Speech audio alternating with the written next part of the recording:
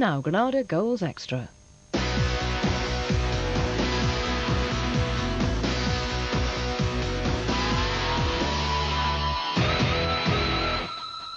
Good evening and welcome to Goals Extra. Before the goals, though, the most unwelcome of all statistics. Everton are the only club in the country yet to win a match this season.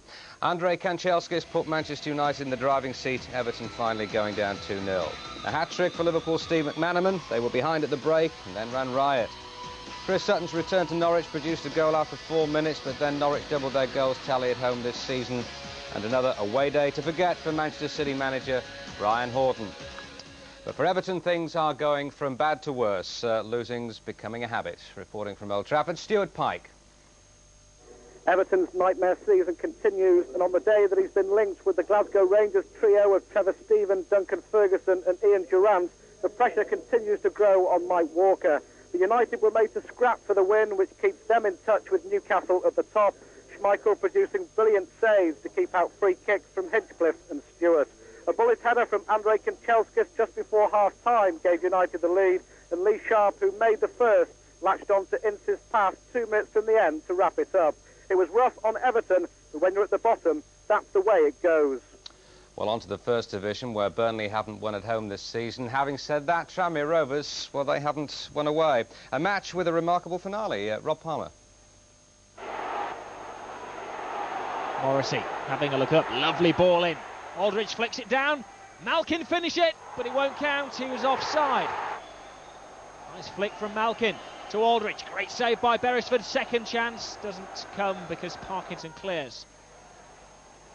John McGill's cross. Left by 3 players, and there's John Aldridge. Ends a personal goal drought. He's only scored 1 in 7 before today. McMinn's cross. Away from the goalkeeper. Good save by Nixon. Stops Heath. This is Heath. He's really flying now in the second half. Takes a deflection. Another smart save from Eric Nixon.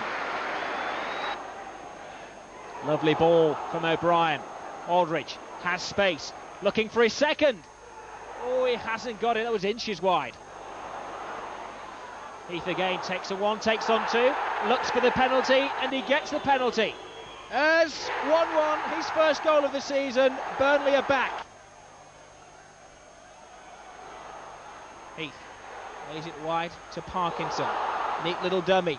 McMinn's cross comes off the hand of Phyllis Kirk. That won't count either. And Phyllis Kirk gets a yellow card for his trouble. Brannan's away. 3 minutes of stoppage time. That's got to be a penalty. Davis, I'm sure, is going to go. The red card for Davis. This is the last kick of the game. Aldridge, saved by Beresford. He's still gone over. Is it there? What a frantic finish. Beresford the hero. Well, I told you it was an interesting finale, didn't I? How often John Aldridge misses a penalty kick? Perhaps he should revert to the old shuffle. Well, the biggest movers in the First Division are Derby County, going from bottom to 6th in the space of 5 games, including last week's Granada match live, of course, beating Stoke 3-0. Going down, though, at Bolton today, Rob McCaffrey. Like chess on grass, with Bolton just that bit slicker than Derby. Several wonderful chances they created in the first half, the best falling to Mitsu Katalainen. David Lee was being double marked, yet continued to send in a rich supply of crosses, good crosses too. This one, Jason McAteer just couldn't keep down. To their credit, Bolton were keeping patience though, and they needed to. Watch out for John McGinley's little flick to Patalainen again, but that was a great save from Martin Taylor. Derby unbeaten in their last 5 matches. They certainly had the best of the luck too. Jimmy Phillips with a shot deflected, just whistling over the bar, 0-0 half-time. It was the same story after the break, with Bolton pounding Derby without ever making it pay. Jason McAteer going close yet again. Then John McGinley, set to be recalled by Scotland, found himself clean through. Should have really scored there. Indeed, Bolton should have had a hatful. Here we go again. Great build-up play. McGinley squeezing it wide to David Lee. Off the top of the bar. What more can you do? Well, it seemed no matter what Bolton did, it wasn't going to go in for them today. McGinley maybe could have done better again, but then with a few minutes left from a David Lee cross, Craig Short made a mistake. McGinley fell into the ball with sheer delight. Believe me, 1-0 does not tell the full story. Last season's top scorer in Division 1. He's got 8 now, John McGinley. Oldham don't like going to Sheffield United, and that's one of the reasons why they lost again. 2-0 there. And Wolves, the leaders 2, Port Vale 1. Commentator at Molineux is John Helm. There's Bull.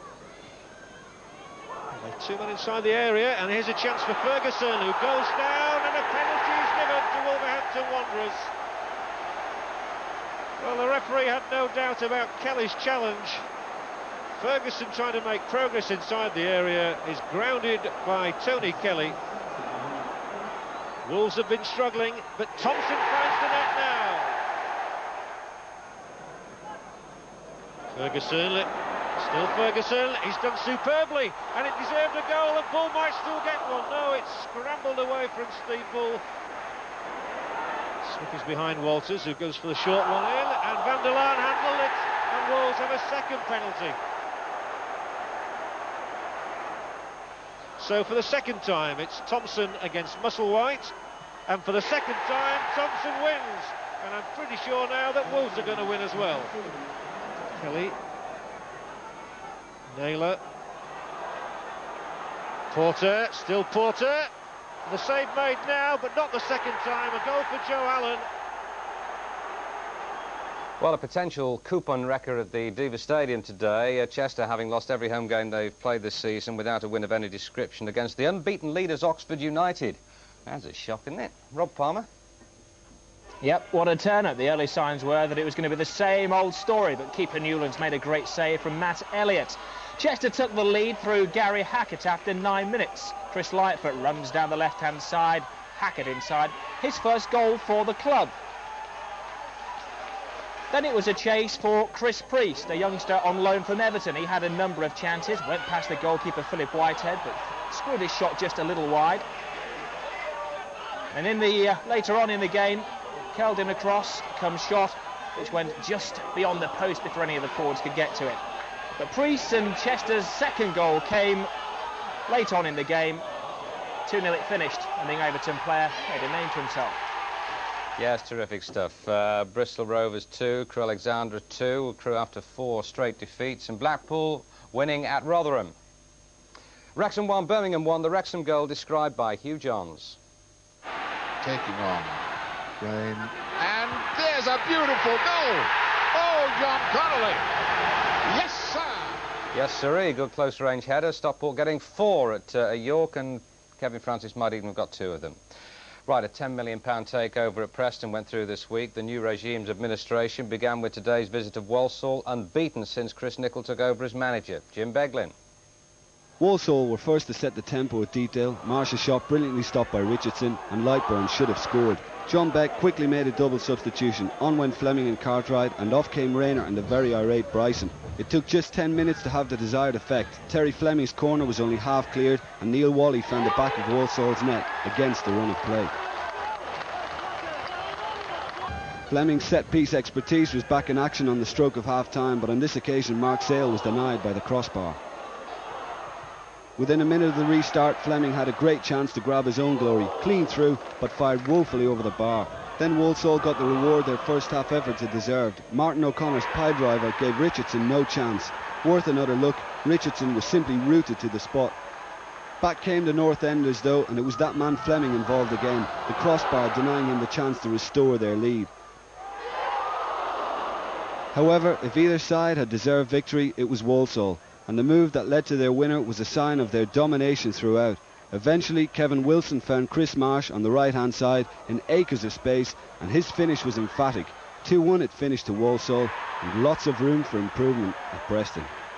Yeah, some good goals too. Bury losing their 100% away record, but they still have the best defensive record in the country. Rochdale 2, Doncaster 0. Great win for Rochdale against a very strong defensive side. Rob McCaffrey.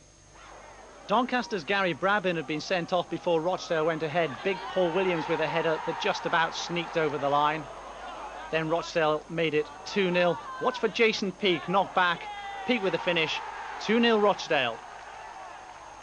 There you go, a point for Wigan. In Kilford, their scorer, but Scarborough equalising. That's all for now. Soccer night on Wednesday with the Coca-Cola Cup. They're the big games, both involving the Merseyside clubs, and what a crucial one that is for Everton. For all of us, bye-bye.